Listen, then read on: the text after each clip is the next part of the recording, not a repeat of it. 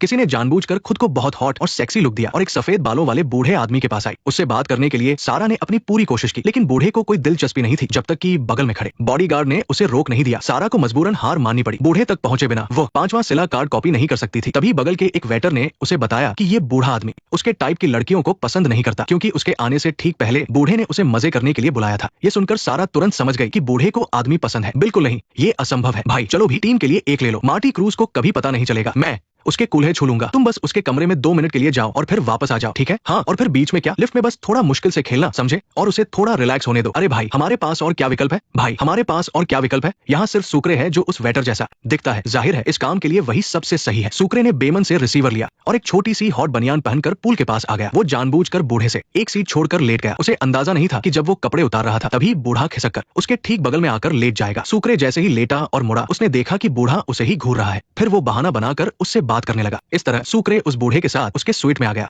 बूढ़े ने एक बक्सा निकाला और जैसे ही उसने उसे खोला, रोलैंड के पास तुरंत सिला का सिग्नल आ गया। सुक्रे बहुत घबराया हुआ था। तभी बूढ़े ने उसे बताया कि वो पहले फौज में था। हालांकि उसके पुराने तजुर्बे बहुत कीमती थे, लेकिन इसकी वजह से उसे भारी कीमत चुकानी पड़ी थी। आसान शब्दों में कहें तो उसके पास अब मर्दों वाले औजार नहीं बचे थे। सुक्रे थोड़ा हैरान था कि जब तुम कुछ कर ही नहीं सकते तो मुझे यहाँ क्यों लाए? तभी बूढ़े ने कहा कि उसे सुक्रे हैरान रह गया। असल में बूढ़े को लाइव नजारे देखना पसंद था। पहले बताना चाहिए था ना, बेमतलब डरा दिया। दूसरी तरफ रोलैंड ने सारा डेटा बहुत पहले ही डाउनलोड कर लिया था, लेकिन वो लोग अभी तक वापस क्यों नहीं आए? लिंकन बस उसे ढूंढने जाने ही वाला था कि तभी दरवाजा खुलने की आवाज आई। टीम ने सफलतापूर्वक अपना काम पूरा कर लिया था और वो लोग लास वेगास से निकलने की तैयारी कर रहे थे। लेकिन रोलैंड जब से वेगास आया था खुद पर काबू नहीं रख पा रहा था। उसने वॉशरूम जाने का बहाना बनाया और बाकी लोगों को बाहर इंतजार करने को कहा। फिर वो एक गेमिंग मशीन के पास गया, ये कहते हुए कि बस 2 गेम खेलेगा। कसिनो का मैनेजर उसके अंदर आते ही उस पर नजर रखे हुए था। बस वो खेल नहीं रहा था, इसलिए उसने कुछ नहीं कहा। लेकिन अब रोलैंड लगातार 2 राउंड जीत चुका था। मैनेजर अपने आदमियों के साथ अचानक रोलैंड के पास आ गया। मैनेजर का ध्यान तुरंत उसके हाथ में रखे रिसीवर पर गया। वो समझ गया कि ये कोई हाईटेक चीज है और उसने रिसीवर जब्त कर लिया। उसने रोलैंड को बाहर निकाल दिया। अच्छी बात ये थी कि डेटा डाउनलोड हो चुका था, लेकिन अभी भी एक आखिरी कार्ड कॉपी करना बाकी था। मशीन के बिना ये बहुत मुश्किल था। लिंकन इतना गुस्से में था कि उसका मन किया कि उसे रेगिस्तान में छोड़ दे। सारा ने सबसे कहा कि हमें तुरंत लॉस एंजेलिस वापस चलना चाहिए। उधर लॉस एंजेलिस में माइक और बाकी लोगों को गेट कॉर्पोरेशन मिल गया था और उन्होंने खुद को बेसमेंट में बंद कर लिया था। किसी ने नहीं सोचा था कि बाहर आते ही अचानक एक फोन आएगा। ग्रेचेन अभी भी जिंदा थी। मिलने के बाद ग्रेचेन ने समझाया कि पनामा में उसने जो कुछ किया वो सिर्फ उसका काम था और अब वो चाहती है कि दोनों मिलकर द कंपनी को बर्बाद कर दे। बर्ड बुक के कुछ पन्ने अभी भी ग्रेचेन के पास थे, इसलिए उन्हें उसके साथ काम करने के लिए राजी होना पड़ा। जल्द ही रोलैंड और बाकी लोग वापस आ गए। ये सब जानकर सभी बहुत गुस्से में थे। रोलैंड ने चारों ओर देखा और अपना बैग उठाकर ऊपर चला गया। नीचे बाकी लोग बात कर रहे थे कि तभी ग्रेचेन के आने के बाद सबने फैसला किया कि अभी उसे छोड़ते हैं और पहले आखिरी सिला कार्ड हासिल करते हैं जो जनरल के पास था। अब उनके पास रिसीवर नहीं था तो उन्हें कोई और तरीका खोजना होगा,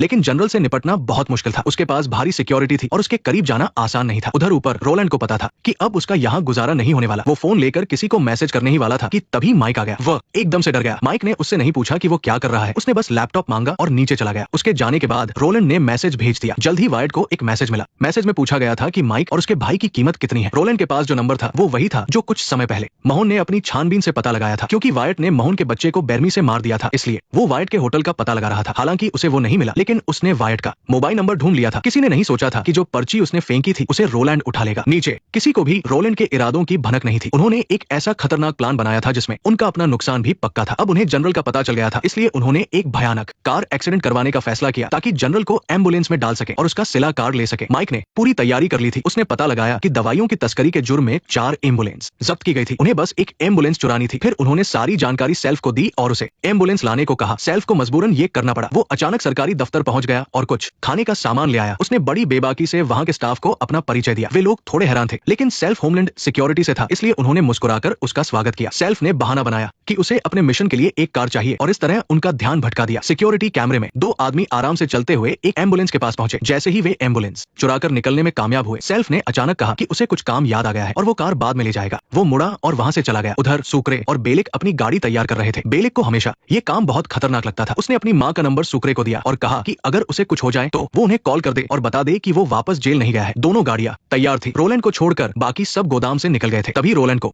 वाइट का रिप्लाई आया, दोनों भाइयों के लिए $1 मिलियन। इसी बीच तीनों गाड़ियां तीनों चौराहों पर तैयार खड़ी थी। एम्बुलेंस में माइक, सारा और बेलिक थे। टक्कर मारने की जिम्मेदारी लिंकन और सुक्रे की थी। वहीं मोहन जनरल के घर के पास नजर रखे हुए था और उसके बाहर निकलने का इंतजार कर रहा था। उसके हाथ में उसके बेटे की तस्वीर थी और वो उसकी यादों में खोया था। जल्द ही उसने देखा कि एक काली कार बाहर निकली। नंबर प्लेट मिलाने के बाद उसने तुरंत माइक को बताया। माइक ने सबको तैयार होने को कहा। सारा पीछे जाकर दवाइयां तैयार करने लगी। उधर लिंकन ने सुक्रे से कहा कि उसे गाड़ी से उतर जाना चाहिए क्योंकि टक्कर मारने के लिए 2 लोगों की जरूरत नहीं है। लेकिन लेकिन ठीक उसी समय जनरल को अचानक एक फोन आया। जब लिंकन ने कार स्टार्ट की और किसी भी पल बाहर निकलने के लिए तैयार था, तभी जनरल की कार अचानक रुक गई और वापस मुड़ गई। माइक को गड़बड़ लगी और उसने लिंकन को तुरंत वहां से निकलने को कहा, लेकिन तब तक बहुत देर हो चुकी थी। वायट ने बाहर निकलने का रास्ता रोक दिया था। लिंकन ने फौरन गाड़ी पीछे की और वहां से निकल गया, लेकिन बदकिस्मती से सुकरे को एक गोली लग गई। सब लोग अफरातफरी में वापस गोदाम पहुंचे। अच्छी बात यह थी कि सारा एक डॉक्टर थी। उसने तुरंत सुकरे का इलाज शुरू किया। बेलिक को शक था कि ये ग्रेचेन का काम है, लेकिन मोहन ने इस बात से इनकार किया। ग्रेचेन को भी नहीं पता था कि वे कहां जाने वाले हैं। तभी माइक की नजर अचानक व्हाइट बोर्ड पर पड़ी, जिस पर उनका सारा प्लान लिखा था। इस बीच असली गुनहगार रोलैंड ने वायट को मैसेज करके पूछा कि क्या अब उसे यकीन हो गया। असल में वायट बहुत चालाक था। उसने डील पक्की करने से पहले रोलैंड से सबूत मांगा था। तभी माइक अचानक ऊपर आया और उसने सीधा पूछा कि क्या उसने ही उन्हें धोखा दिया है। रोलैंड बहुत गुस्से में आ गया।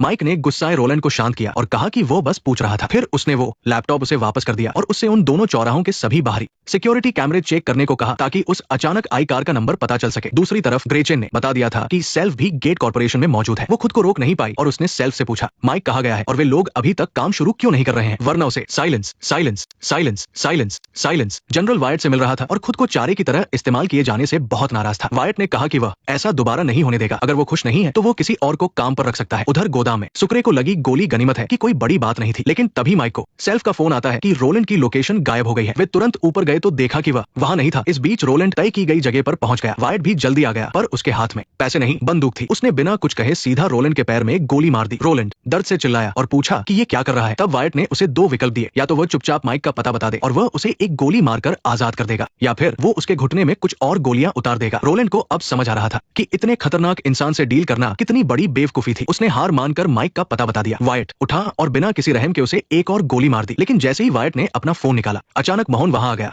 अपने बेटे के कातिल को देखकर वो खुद को रोक नहीं पाया और उसे बुरी तरह पीटने लगा। लिंकन ने बड़ी मुश्किल से उसे पीछे खींचा। माइक ने रोलैंड का लैपटॉप उठाया। शुक्र है सब कुछ उसी में था। असल में उसे पहले से ही इस बात का शक था, इसलिए लैपटॉप देते वक्त उसने उसमें ट्रैकर लगा दिया था। और रोलैंड ने अपनी आखिरी सांसें लेते हुए माइक का हाथ पकड़ा और माफी मांगी। मुझे पता है। सबके गोदाम लौटने के बाद लिंकन ने वायट को बुरी तरह पीटा और उसे जनरल को फोन करके ये कहने को कहा कि उसने अपना काम कर दिया है, लेकिन वायट इतनी आसानी से कहां मानने वाला था। बेलिक ने जल्दी से लिंकन को बाहर निकाला। इधर मोहन उसे जान से मारने के लिए बेताब था और खुद पर मुश्किल से काबू रहा था। तभी वहां मौजूद इकलौती औरत सारा वायट के पास आई। वायट ने तंज कसते हुए कहा कि क्या एक डॉक्टर उसे बात मानने पर मजबूर कर सकती है, लेकिन सारा ने कहा कि वो उसकी मदद करने आई है। मैं रोशनी देख सकती हूँ, अगर तुम जनरल को फोन नहीं करोगे तो तुम पक्का मारे जाओगे। मैंने बहुत सी चीजें देखी है जो मरने से भी ज्यादा बुरी है। जब वे आराम से बात कर रहे थे, माइक और बाकी लोगों ने तय किया कि वे गेट कॉर्पोरेशन जाकर देखेंगे कि विस्लर ने जिस जगह पर निशान लगाया था वो आखिर है क्या और वे आगे क्यों नहीं जा सकते। पहले से वहां इंतजार कर रहे शख्स ने उन्हें स्टोर रूम में भेजा और खुद बाहर निगरानी करने लगा। दूसरी तरफ सारा अभी भी वायट से बात कर रही थी और सेल्फ बाहर न जाने क्या कर रहा था। अंदर वायट ने पैंतरा बदलते हुए कहा कि वो सरकार में कुछ लोगों को जानता है जो कंपनी को बर्बाद करना चाहते हैं और वो उनके लिए ये सब सेट कर सकता है। लेकिन सारा बाहर चली गई और कहा कि अब सब खत्म हो चुका है। तभी सेल्फ को कंप्यूटर पर कुछ करते हुए देखा गया। उसने ऑडियो को एडिट कर लिया था। फिर वो वायट के पास आया। वायट को लगा कि वो भी उससे डील करने आया है, लेकिन उसने उम्मीद नहीं की थी कि सेल्फ एक ऑडियो प्लेयर निकाल लेगा। वायट को अंदाजा नहीं था कि सेल्फ रिकॉर्डिंग में इतना माहिर है। वो बस उसे बेबस होकर बाहर जाते देखता रहा। सेल्फ ने बाहर जाकर वायट के फोन से जनरल को कॉल किया और आखिर मोहन को वायट मिल ही गया। वो एम्बुलेंस से सारा सामान अंदर लाया और वायट से पूछा कि उसने उसके बेटे के साथ इतनी बेरहमी क्यों की। उसकी पत्नी को डराने और उसका पता उगलवाने के लिए उसने एक बच्चे पर कई गोलियां दाग दी। उसने 10 लंबी सुइयां वायट की उंगलियों में चुभो दी और उन्हें मशीन से जोड़ दिया। वायट दर्द बर्दाश्त नहीं कर पाया और जोर से चीखने लगा। इस छोटे लेकिन भयानक दर्द के बाद आखिर वो टूट गया। मोहन ने एक नंबर डायल किया। दूसरी तरफ उसकी पत्नी थी। मोहन ने अपनी पत्नी से किया हुआ वादा पूरा कर दिया था। फिर वो वायट को बाहर ले गया। उसके शरीर पर भारी वजन बांध दिया गया था। वायट कुछ कहना ही चाहता था कि मोहन ने उसे सीधा नीचे धकेल दिया और दूसरी तरफ माइक और बाकी लोग नक्शे के हिसाब से घुमावदार रास्तों से होते हुए एक जगह पहुंचे। अब उन्हें समझ आ गया था कि विस्लर का बनाया हुआ रास्ता यहाँ आकर क्यों रुक गया, क्योंकि उनके सामने एक बहुत बड़ा पाइप था। ये लॉस एंजल्स की पानी सप्लाई करने वाली मुख्य लाइनों में से एक थी। इसमें से हर सेकंड 30,000 गैलन पानी बहता था। माइक ने नक्शा देखा। कंपनी तक जाने का यही इकलौता रास्ता था, कोई और विकल्प नहीं था। माइक ने पहले नीचे खुदाई करने की कोशिश की, लेकिन देखा कि सीमेंट के नीचे ग्रेनाइट पत्थर है जिसे ड्रिल से भी नहीं तोड़ा जा सकता। अब सिर्फ एक ही रास्ता था कि इस पानी के पाइप के आर पार जाया जाए। माइक ने लिंकन और बेलिक को बाहर पानी की सप्लाई रोकने के लिए भेजा। वो और सुकरे पाइप के एक हिस्से को खोलने के लिए रुक गए। लिंकन और बेलिक ने जल्द ही पानी का स्टेशन ढूंढ लिया। माइक के नक्शे की मदद से उन्होंने सीधे कंट्रोल मशीन को जला दिया। पानी का प्रेशर तेजी से शून्य पर आ गया। उसी वक्त माइक और सुकरे ने पाइप को हटा दिया था, निशान लगा लिए थे और बड़े पाइप में छेद करने के लिए तैयार थे। पानी की आवाज बंद होती सुन माइक ने चैन की सांस ली, लेकिन उनके पास ज्यादा वक्त नहीं था, क्योंकि ये लॉस एंजल्स की मुख्य पानी की लाइन थी। एक बार पानी रुकने पर सरकार करीब 1 घंटे में सप्लाई फिर से चालू कर देगी, यानी उनके पास ज्यादा से ज्यादा 1 घंटा था इस छोटे पाइप को बड़े पाइप के अंदर डालकर पार करने के लिए। सुकरे को हाल ही में गोली लगी थी तो वो बहुत थक चुका था। तभी अचानक माइक को जोरदार चक्कर आ गया। गया। शुक्रे घबराकर उसके पास आया और उसे पुकारने लगा। शुक्र है वो धीरे धीरे होश में आ गया। माइक के नाक से खून बहने की बात लिंकन को भी पता चल गई थी। उनकी माँ को भी इसी उम्र में ऐसी ही दिक्कतें शुरू हुई थी और आखिर में उसी बीमारी से उनकी मौत हो गई। सब माइक के लिए परेशान थे। शुक्रे को भी ये बात पता थी, लेकिन माइक ने शुक्रे से इसे छिपाने को कहा। अब उसे ठीक से दिखाई नहीं दे रहा था, तो उसने शुक्रे को आगे का काम करने को कहा। शुक्रे ने जल्दी से बड़े पाइप में छेद कर दिया। फिर वह पाइप के अंदर गया, अपनी बेल्ट से छेद का साइज नापा और फिर दूसरी तरफ बिल्कुल उसी साइज का गोला बना दिया। अब पानी की सप्लाई चालू होने में आधे घंटे से भी कम वक्त बचा था। इसी अहम मौके पर उनके पास ईंधन खत्म हो गया। मजबूरन माइक को अपना तेज सिर दर्द सहते हुए अंदर जाना पड़ा और आखिर में उसने छेद पूरा कर ही दिया। शुक्र है लिंकन और बेलिक भी वापस आ गए थे। उन्होंने रेडियो पर सुना कि पानी विभाग 10 मिनट में सप्लाई चालू कर देगा। पाइप बहुत भारी था, इसलिए 2 लोगों को दूसरी तरफ जाकर उसे उठाना जरूरी था। पहले माइक और लिंकन जाने वाले थे, लेकिन बेलिक ने देख लिया कि माइक की हालत ठीक नहीं है। माइक ने लिंकन को पाइप का वजन संभालने के लिए एक लकड़ी का टुकड़ा दिया। चारों ने मिलकर धीरे धीरे पाइप को छेद के पास किया। लकड़ी का टुकड़ा भी वजन से चरमराने लगा था। वे दोनों पहले पाइप से बाहर निकले। लिंकन ने पाइप को संभाला ताकि वे उसे आगे धकेल सके, लेकिन तभी वो लकड़ी का टुकड़ा टूट गया। उन्होंने फिर से उसे उठाने की कोशिश की, लेकिन पाइप बहुत भारी था और लिंकन बाहर से जोर नहीं लगा पा रहा था। माइक ऐसी जगह था जहां से वो भारी पाइप को उठा ही नहीं सकता था। पानी की आती हुई तेज आवाज सुनकर उन्हें लगने लगा कि अब हार माननी पड़ेगी।